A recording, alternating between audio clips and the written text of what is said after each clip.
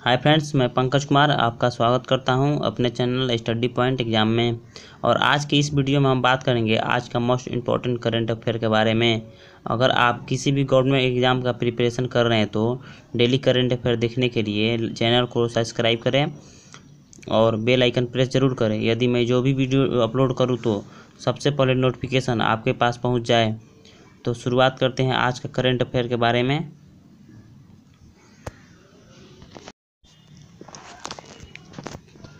तो कल का प्रश्न का उत्तर बताइए। कल का प्रश्न है, हाल ही में किस देश के वैज्ञानिक ने सुपर अर्थ की खोज की है? तो इसका आंसर होगा न्यूजीलैंड। न्यूजीलैंड ने सुपर अर्थ की खोज की है। अब बात करते हैं आज का करंट अफेयर के बारे में। तो अब वीडियो को लाइक, सब्सक्राइब, शेयर, कमेंट जरूर करें और बेल आइकन प्रेस जरूर करें। आज का पहला प्रश्न है, हाल ही में अंतर्राष्ट्रीय चाय दिवस कब मनाया गया है? तो ऑप्शन है ए 18 मई, बी 19 मई, सी 20 मई, डी 21 मई।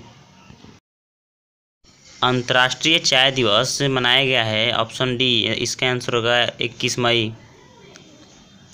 21 मई को अंतर्राष्ट्रीय चाय दिवस मनाया गया है। यह दिवस का मुख्य उद्देश्य चाय उत्पादकों तथा श्रमिकों की स्थिति को सुधारने का प्रयास करना है।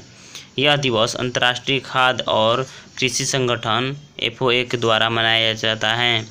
FOA इसकी स्थापना हुई थी 1945 में। मुख्यालय है रोम, इटली। महानिदेशक है क्यू डेंग्यू। तो अंतर्राष्ट्रीय खाद्य और कृषि संगठन के द्वारा मनाया जाता है। इसका स्थापना हुई थी 45 में। अब अगला प्रश्न है, प्रश्न नंबर 2, हाल ही में नाबार्ड का अगला अध्यक्ष किसे नियुक्त किया गया है?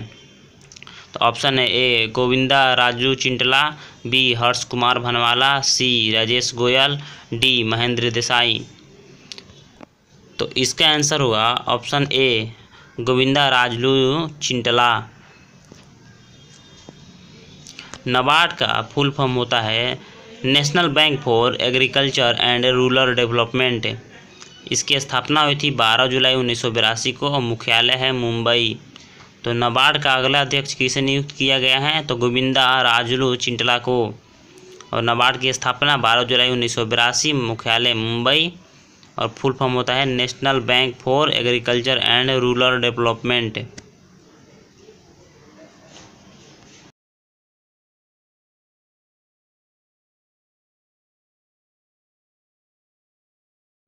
अब अगला प्रश्न है, प्रश्न नंबर 3, हाल ही में किसे केंद्र शासित प्रदेश ने सुकून कोविड-19 बीट द स्ट्रेस कार्यक्रम की शुरुआत की है? तो ऑप्शन है ए दिल्ली, बी लद्दाख, सी जम्मू कश्मीर, डी पुडुचेरी। तो इसका आंसर होगा ऑप्शन सी जम्मू कश्मीर। इस कार्यक्रम का प्रसारण दूरदर्शन कश्मीर चैनल पर हर मंगलवार को किया जाएगा।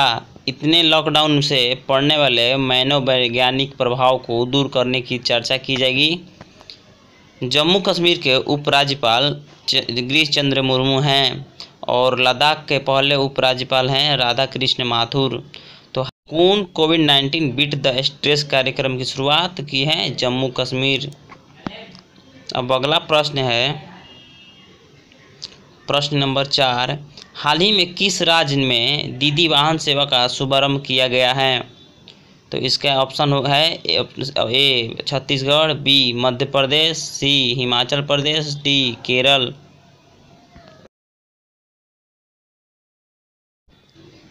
तो इसका आंसर होगा ऑप्शन बी मध्य प्रदेश। इस सेवा का शुभारंभ महिलाओं के सुरक्षित प्रसव के लिए किया जाएगा। यह वाहन सुबह 7 बजे से रात 11 बजे तक अन्य आपातकालीन सेवाओं के लिए चलाया जाएगा। तो हाल ही में किस राज्य ने दीदी वाहन सेवा का शुभारंभ किया है? तो इसका आंसर होगा मध्य प्रदेश। मध्य प्रदेश की राजधानी भोपाल है और मुख्यमंत्री शिवराज सिंह चौहान है और राज्यपाल लालजी टंडन हैं। अब अगला प्रश्न है, प्रश्न नंबर 5, हाल ही में किस राज्य में मी अन्नपूर्णा पहल की शुरुआत की है? तो ऑप्शन है ए उत्तर प्रदेश, बी मध्य प्रदेश, सी कर्नाटक, डी महाराष्ट्र। तो हाल ही में किस राज्य में मी अन्नपूर्णा पहल की शुरुआत की है? तो इसका आंसर होगा ऑप्शन डी महाराष्ट्र। महाराष्ट्र ने मी अन्नपूर्णा पहल की शुरुआत की है। इस पहल का उद्देश्य किसानों तथा कृषि से जुड़े अन्य व्यक्तियों के लिए विभिन्न कार्यक्रमों में निवेश करना ताकि उन नियंत्रण बनाए रहे। महाराष्ट्र की स्थापना हुई थी 1 मई 1960 को। राजधानी है मुंबई। मुख्यमंत्री हैं उद्धव ठाकरे, राज्यपाल हैं भगत सिंह कोश्यारी और लोकसभा की सीटों की संख्या है 48 और राज्यसभा सदस्यों सीटों की संख्या है 19। अब अगला प्रश्न है प्रश्न नंबर 6, हाल ही में विश्व बैंक समूह के नए मुख्य अर्थशास्त्री के रूप में किसे नियुक्त किया गया है? ऑप्शन है ए अंशुलाकांत, बी पाल रोमर, सी गीता गोपीनाथ, डी कॉर्मेन रेनहॉर्ट। तो इसका आंसर होगा ऑप्शन डी कॉर्मेन रेनहॉर्ट। हाल ही में विश्व बैंक ने कॉर्मेन रेनहॉर्ट को अपना उपाध्यक्ष और मुख्य अर्थशास्त्री के रूप में नियुक्त किया है। इनकी नियुक्ति 15 जून से प्रभावी होगी और भारतीय मूल के अंशुलाकांत वर्ल्ड बैंक के सीएफओ बनी हैं। वर्ल्ड बैंक के अध्यक्ष हैं डेविड मालपास। तो हाल ही में विश्व बैंक के नए मुख्य अर्थशास्त्री के रूप में किसे नियुक्त किया गया है? तो इसका आंसर होगा ऑप्शन डी कॉर्मेन रेनहॉर्ट।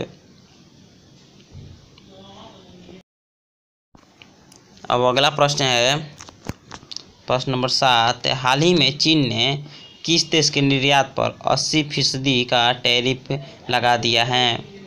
तो ऑप्शन है A America, B Australia, C Canada, D रूस।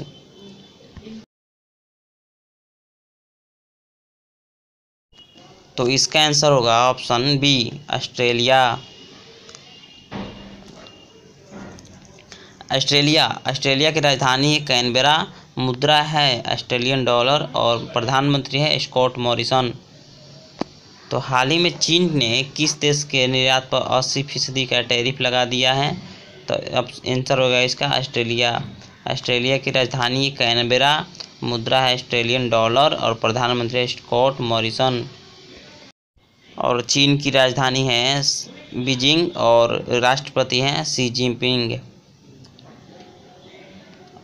अब अगला प्रश्न है प्रश्न नंबर 8, आयुष्मान भारत योजना के तहत देश ने कितने लाभार्थी हो गए हैं? तो ऑप्शन है ए 2 करोड़, बी 4 करोड़, सी 1 करोड़, डी 3 करोड़। तो इसका आंसर होगा ऑप्शन सी 1 करोड़।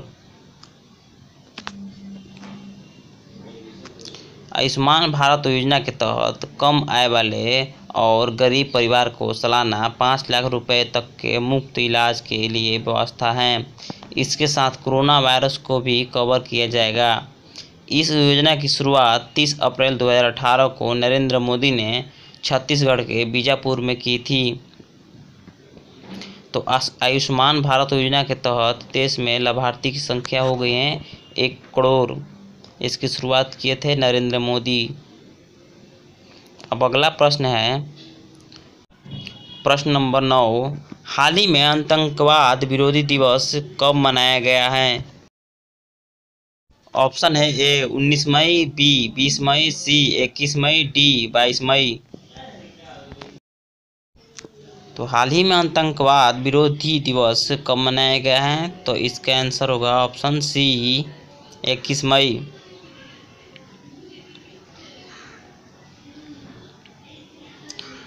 यह दिन 21 मई 1991 को भारत के 7वें प्रधानमंत्री राजीव गांधी की पुण्यतिथि की स्मृति में मनाया जाता है, जिनकी तमिलनाडु में आतंकवादी समूह तमिल टाइगर्स ईलम द्वारा एक हमले में मृत्यु कर दी गई थी। तो हाल ही में आतंकवाद विरोधी दिवस 21 मई को मनाया जाता है। अब अगला प्रश्न है प्रश्न नंबर 10। हाल ही में केंद्र सरकार ने प्रधानमंत्री वय वंदना पेंशन योजना की किस वर्ष तक के लिए बढ़ा दिया है? तो ऑप्शन है ए 2021, बी 2022, सी 2023, डी 2024। तो इसका आंसर होगा ऑप्शन सी 2023। इस योजना की अंतिम तिथि 31 मार्च 2020 थी। इस योजना के तहत तय दर के अनुसार गारंटीड पेंशन मिलती है। इसके ग्राहक की LIC को एक मुक्त रकम देकर हर महीने तय राशि पेंशन के तौर पर प्राप्त कर सकते हैं। तो इसका 2023 तक तिथि बढ़ा दी गई है। आज का सवाल है, हाल ही में कौन सा राज्य कोरोना मुक्त राज्य घोषित हुआ है? ऑप्शन है ए केरल, बी गोवा, सी कर्नाटक, डी सिक्किम। तो इसका आंसर आप कमेंट में ज़रूर बताइए और आप लोगों को ये वीडियो कैसा लगा कमेंट में ज़रूर बताएं और आप अपना सपोर्ट करते रहिए और वीडियो को लाइक, सब्सक्राइब, शेयर, कमेंट ज़रूर करें। आज के लिए इतना ही। Thank you so much.